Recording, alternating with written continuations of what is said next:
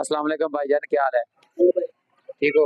अच्छा, आज क्या जापानियों को क्या रेट लगा है जापानी फल का? 250 रुपये किलो है। अच्छा माशाल्लाह। ये वाले अमरूद 200 बेचा, 150 दे रहे हो। और ये मौसमी 200 रुपये दर्जन है। माशाल्लाह मुनासिब रेट लगा है। और केले केले 100 भाई मुनासिब रेट में दे रहे। 120 वाला 100। शुक्रिया, ठीक हो गया जी भाईजान। अस्सलाम वालेकुम। ठीक हो जी भाईजान, कैसे हो? ठीक हो?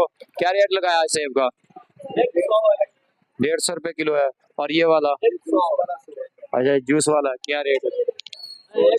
ये 100 रुपये है, ये 150 रुपये है।